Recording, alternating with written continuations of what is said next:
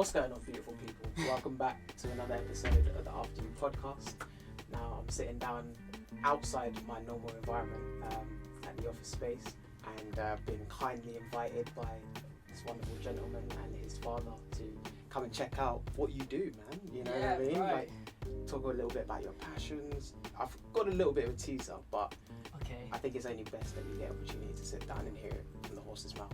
So please introduce yourself to the people. All right. Well, hello everyone. I'm very proud to be here. Thank you for having me on the show as well. So my name is Shane Thomas, and for the past about 15 years, I've been involved in music in many different ways. I began as a drummer. Cool. When I was about 6, actually. Wow. Picked up the piano the year after, and then I found that had so much scope as an instrument. I really just pursued that kind of with a very focused intent, you know. Yeah. And that's become the means of expression for the vast majority of my music. And then in the last sort of 5-6 years, I've picked up the audio side of it. So this is my this is my studio we're in now. Yeah. But it's also my bedroom. Yeah. Which means it's a space that feels kind of, it's an intimate space. Yeah. Because I literally sleep here. Yep. And I work here. And some people say you shouldn't sleep where you work. You should split the two up. But I thought, well, why do I have to do that? I can create a place which feels like sacred ground. It feels safe. It shouldn't feel stressful to be in the studio. Yeah. If I think to be in front of this computer is stressful, then something's wrong. That's very true. I'm either not in the right discipline or something. Yes. Yeah. I think so. You touched on an amazing point. I mean, with a lot of growing artists, a lot of aspiring artists and creatives, they don't really have access to major resources or equipment to start out with. Exactly, and neither did I. I started at the worst setup with the worst speakers and speaker placement because I knew nothing and had nothing. Yeah. And you're just trying to figure things out, aren't you? So, just for background, because obviously we're here waffling on a little bit, but the main reason why we come down here is because this young gentleman here is incredible at music production, but in many different phases. You know, there's different forms to music which I've discussed before. You've got vocalizing, you've got music production, you've got soundscaping, you've got soundtracks. There's so many different forms of like actual music creation. Absolutely. But from what I get from you is that diversity is important, not just staying in one particular lane. So for the people's background and a little bit of info, let them know what kind of music production you're involved in. Absolutely. Yeah, so it began, like I said, just solely on the piano. And I think the orchestra's always been something that's close to my heart for whatever reason. I never really listened to symphonies when I was a child, but for whatever reason, I just had this kind of obsession with the symphonic orchestra. It's like I want that to be a layer moving in the background of my music too. I get it. And so my whole first album, like 6 tracks, are just solo piano. Amazing. Recorded on that. We did it at Metropolis Studios. You know Hammersmith? Yes, I do. It's a cool place because you walk in there and Rihanna just walks down the bottom floor in her pajamas, and then she pops into studio. You might not even be studio A, she might be studio B today. You know. My days. It's a cool place, and weird people you recognise just walking around here, front and centre. Yeah. Just doing their thing, and it's just it's just like their everyday life. They don't even incredible people, get dressed properly. You know, because you see them in their form of creation. Glamorized. Yeah, you're not seeing the product. Yeah, exactly. That's the Rihanna poster. Yeah. You know, that people put up on their wall, but that's not the real person, is it? Very true. I'm always very authentic with what I do, you have to and that's something that has never changed about my music. I avoid even imitating other compositions too closely. Everything I do has got to be, as far as I am aware, original. Yeah.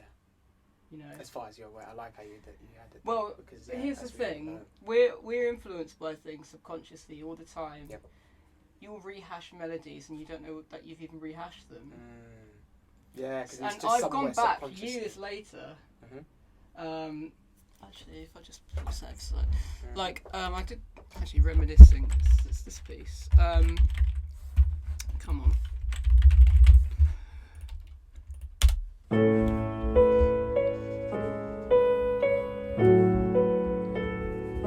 I didn't realise this is on the first album, right? I had no idea that this is actually John Williams.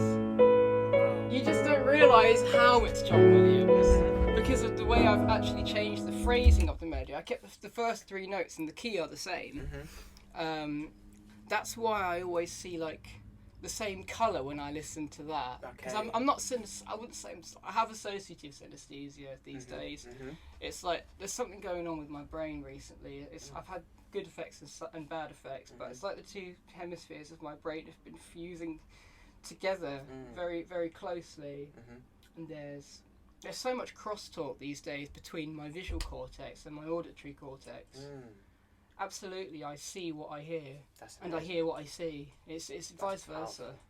That is incredible, honestly, because that must change radically, like how you create. It changes the way I even see notes. So, like each one has a certain color, and it's more than a color. It's not just a set of RGB values. It has a texture. It has a gradient.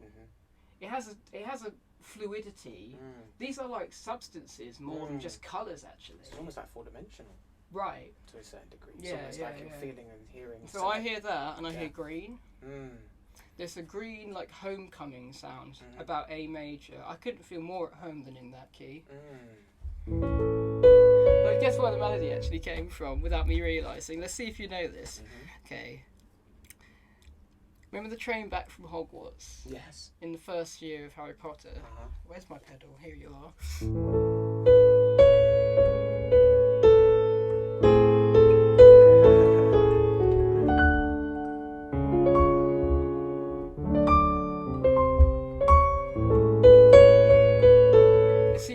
It's the same phrase. Even if it's just the first. As soon as you started playing two chords or the first, I didn't know I'd been influenced by that, and like, so it happens more often than you think.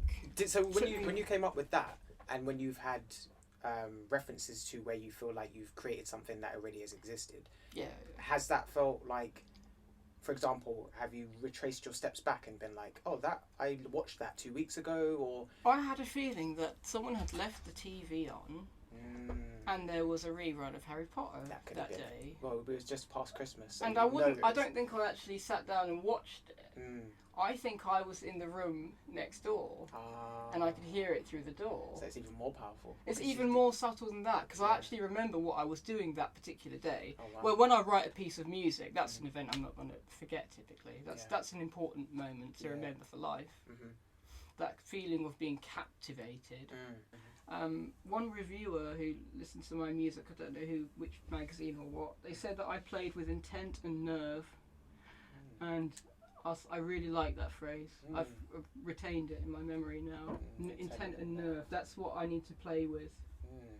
Because that's your uniqueness. It's like it's not even like when someone hits a wrong note ever so slightly, or I don't know, they croak at the start of a note or something, and it just comes out anyway, and it's beautiful, even though it's beautiful and it's broken and shattered, and it's like that should be my playing.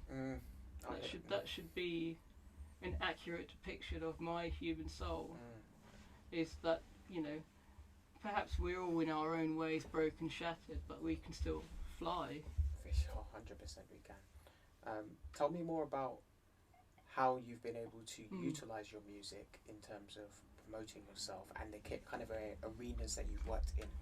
Well, funnily enough, I think that the height of my popularity was about 11 years ago, and that was because I was in communication with a company called Nine Lives Media, I think, and they wanted somehow through them or something like this. Like I also had all these TV appearances like in the news, and I was like a 2-minute highlight on like ITN or something, or Sky News, or Sky News also,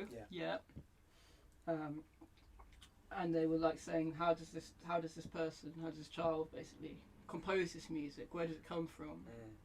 And I didn't even know at that point. I was, well, I said at the time I knew no better, so I just said it's a God-given talent, and that was the end of the discussion, really. And beyond that, I didn't feel like I was responsible. And if anything, I felt indebted to some creator for the fact that I could, indebted and liberated, because now I can express myself through a means which has almost, you know, like every you have thoughts, and that's kind of like the substance of thoughts, the qualia. Yeah. How do we now put that into a physical artifact of human creation? That's going to require some kind of translation. Yeah. You know, Alan. I was reading this lovely book here, Alan Cloud Hidden, Whereabouts Unknown by Alan Watts, and he says sometimes he sits at a typewriter at certain times, and he tries to put into words what he feels. The challenge being that it cannot be put into words at all. So there is another person corroborating that when you try and go from the qualia in your head into any artifact, there's some slight loss of meaning, or there's some transmutation involved to But make it work. You can't perfect the translation. It can never be exact, in a sense. There's something almost unfinished about a thought. Like, I can hear a recording in my head, but I couldn't tell you what acoustic hall it was recorded in. You know, it's like there's something unfinished about it. I need to actually manifest it now. Yeah. So it stops being this ever-changing thought. Very true. Which is the stimulus for it. Yeah. Yeah. No, I agree. Do you find that your experiences? Let's fast forward a little bit. Let's talk a little bit about the experiences working in the industry. So whether it's you producing a track for somebody, you producing music for anyone.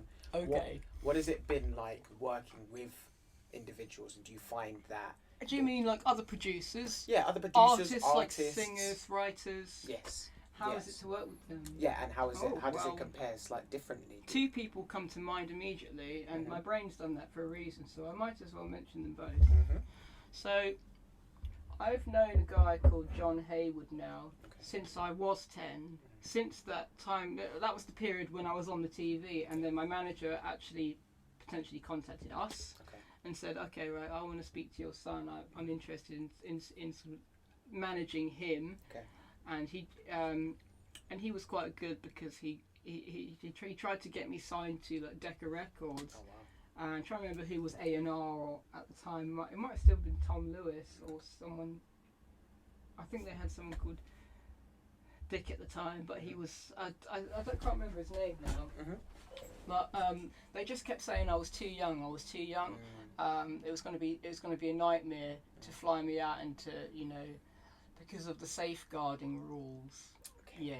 I get you. Which had now started creeping in. You know, it wasn't the days of Charlotte Church anymore. So it was a little different. It's true, times have changed. Things were clamping down. Yeah.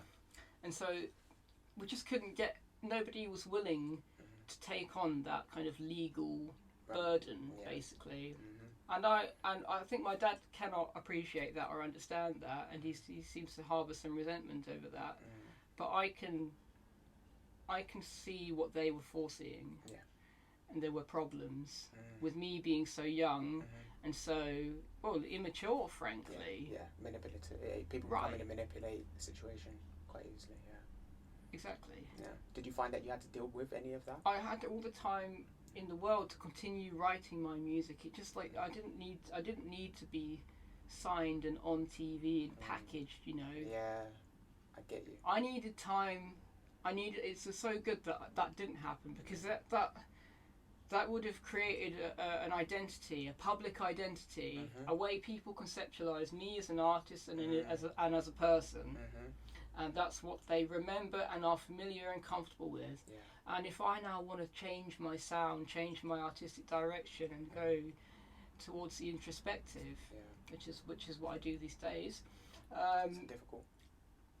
They may not be comfortable, and the higher ups may just say no. Yeah.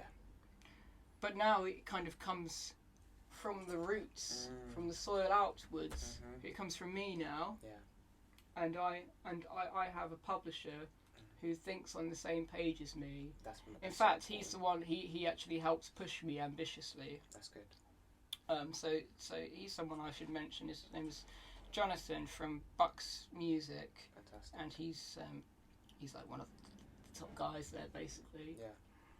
And that's definitely helped your... Yeah, and he introduced me to the producer for my Without a Line EP. Okay. Are you aware of the Without a Line EP? I think Okay, I was shared, awesome, brilliant. reached out and then I had a little listen. Yeah, it came out in June. One thing I've realised from just even hearing a short amount of your music is that there is definitely meaning. Like when you mentioned about orchestra, I'm a big fan of like cinematic orchestra, hidden orchestra, and same thing as well. I'm very poetic. Yeah, do you know what? It's become almost a viral thing. Yeah. Where people there's a YouTube video of the I love this piece of music. Arrival of the Birds. Yeah. / I think it's Transformation, isn't it? It's not Transfiguration. Transformation. Yes. That segue. 5 minutes of music. Yeah. Someone on YouTube's gone and created an hour-long like seamless edit of that. Really? Yeah. Wow. And it's like that's what you can see what you see. Like, this is what music means to people. Yeah, it's like, deep, and it goes much further than just music, which is the real amazing part about it. Is if you look at most art forms, there aren't many art forms where they're like, oh, everybody loves music. Like, everybody loves photography. Everybody loves... No, everybody truly does love one form of music. Well, here's the thing with music that maybe isn't so true about paintings, for example. Music has a bodily quality to it. Vibrations? There are vibrations. I mean, why do we love an 80 hertz? Why do we like that 80 hertz, that thud of a kick? What is it that's so enthralling about that? Yeah. It makes you want live to move. Shows, live gigs, and like the actual motions of life start to manifest themselves in the music. Yeah. And that you move, you dance. True. I see. Here's the thing that was really cool that happened to me once. I was 16 at this time. I was sleeping on the sofa of. This is when I was sleeping. This guy Trevor had created he converted his whole garage into a very dedicated studio with thick padded walls, nice. wall-mounted speakers, 8-inch woofers and all that. Yeah. He's gone all the way. Yeah, he's I only have 5-inch Kev's here. So, he's gone out all the way. Yeah, he's right? done what he's done. Yeah. And I slept on his sofa, which was also part of the studio. It's quite a cool thing. Yeah. And basically, that day was so important because I wrote 2 pieces in what was an evening, frankly. Wow. Really. I wrote a piece of music called Reverie. Which is it sounds like intricate clockwork. It wasn't mixed very well because I did it so long ago, but all the ideas are there, and I can certainly revisit it and revamp it for a future project. Yeah. It's still mine. Yeah, of course. You know, you own it. That's the whole point. That's why that 10-year development period has been so important, because it just means I get to build up my portfolio, explore myself sonically. And that's the thing. People don't realise that they have to. Often people don't realise they have to explore themselves before other people can tell help them what them to do. foray through the industry. Yeah, I agree, 100%. Yeah, you see that a lot with musicians.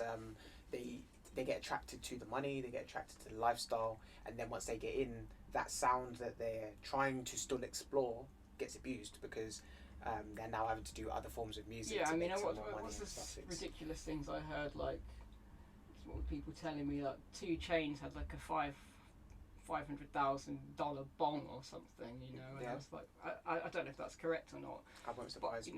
He does some crazy stuff. Some kind of things like that. Yeah. What motives are actually inside a person by that point? Like, what are the actual pressures that a politician or a high up musician, rapper is actually facing? What kind of unconscious guiding forces drive them to act in this way? No, you're right. I like to call this. The studio has a name, by the way. What is the name? I've just started to subtly use it. Foria Productions. Foria Productions, not Euphoria. That means good feeling. Euphoria is good feeling, or dysphoria is bad feeling. Now, I don't care what kind of music you want to make, whether it's euphoric or dysphoric. because all music is phoric. You can't have emotionless music, okay? Yeah. So. True. So you just picked a stance. So yeah, I just like I like that sort of ancient. I like a lot of beautiful ancient Greek words like that. And so if I had to do it in 5 words or something, this is an intimate and alchemical space. I don't want. Just like the computer should do nothing more than enable me to make my music, and otherwise it gets out of the way. You know, that's why you set up your keyboard shortcuts. Yes. That's why you make sure that your light isn't pointing straight on the screen or something, so you can't see properly. Yes. It's all the prep work. I want, so the computer's the enabler for me to get to enact my creative vision. Now, lots of people in the world have creative visions. I'd love for them to be able to come here and experience what I've had the pleasure of in life, of actually, producing the artifact. Yes, actually being hands-on with it. And to see an artist happy at the end of their work. So, tell me more about, obviously now that you've developed this 10-year, 11-year period of being able to develop your portfolio, where would you see yourself moving into the industry in terms of music production? What's your favourite area? Where would you like to go? Okay, well, I keep going back to the same man because he's been so influential, young. Apologies if that's too much for the guys. No, it's fine. But he said, it's after you, man. If you don't know who you are, I think this might be from Memories, Dreams and Reflections again, he said, if you don't know who you are, the universe will tell you. Like, if you're... Yeah, exactly. Because when the universe telling that's like the disclosure of the truth. That's the aletheia.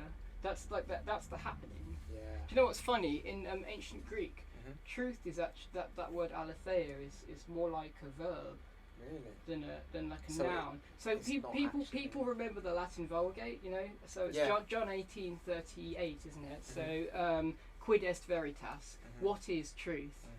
They think, oh, Pilate spoke Latin, so maybe that's what they actually. No, I don't think so. It was written in the New Testament was written in ancient Greek, Koine Greek. So it really says, what is the aletheia, and then Jesus himself. There's like 7 or 8 I am statements in the Gospel of John, and one of them is I am the aletheia. I am the way, the truth, and the life. And so that word is in there. You see, those things are actually equated. I went to work yesterday. Just before I got to work, I was in this fantastic mood. Again, with just this glowing optimism towards life, and I wanted to give it to others. So there was a lady on my tube train. Now the Central Line you can get different trains to go different places. You go Epping, you go Hainault, you can go Newbury Park. She wanted to get to Fairlop, but her train stopped. The train we were both on stops at Newbury Park, and she was lost and a bit bewildered. Struggled to speak English, and so lots of people would look down on her for not knowing the language, saying, "Well, you're not even a citizen here. You don't belong here." But I was like, Pharaoh's heart was hardened. What are you on about? Okay, well, I don't know what does that mean. There's God hardened the hearts of people. I don't know what that means. But here's what I do know about that story. You don't want a hard heart. You want a softened heart. A supple heart. Malleable. You want to be kind to people, and then they'll just come to you. Yeah, 100%. Just like my godfather, who's he's an inspirational figure for 100 reasons. Yeah, and so I literally said, we're on the train to Newbury Park, but you need to go further to Fairlop. I don't know if she got all that, because it's not her language. So I there's no such thing as a language barrier. Yeah. So I whipped out the tube map, unfolded it, and I said, look, we are here. You want to go here, right? But we're going to stop here. So I said, get off at the same station as me now. Wait on the same platform, eastbound platform, and I literally had to sort of like drag her into the right spot and say, don't keep coming to me through the barriers. I'm going to work. Stay here, lady. and get the train Yeah. to, I believe it was Hainault, or wherever that loop is, on the Central Line. Yeah. I told her the one. So Yeah. to use that non-verbal communication. Yeah, to use You the don't. hand I was just like, gestures and- yeah. When we were in Latin class, we used to have this funny teacher who used to say you need to get your magic pointing finger out and follow the text as we go through this. And so it was like I'd pulled that out again from the hat. That's like That's an important. yeah, and I did, and I was like, it was like magic. Yeah. Because without saying really a word, Mm-hmm. I'd made her unlost. Wow, I know what you mean. Yeah. Yeah, she's been able, and you know what I think that alludes to as well is the And willingness. she was thankful, you know. Because you're willing. That's the thing. Everyone else would just ignore her. Yeah. And I was the only person who would even say hello and hi, and I did it with a cheeriness. It's huge. And she won't it forget kind that. of I was shocked afterwards because I was like, why are you so happy?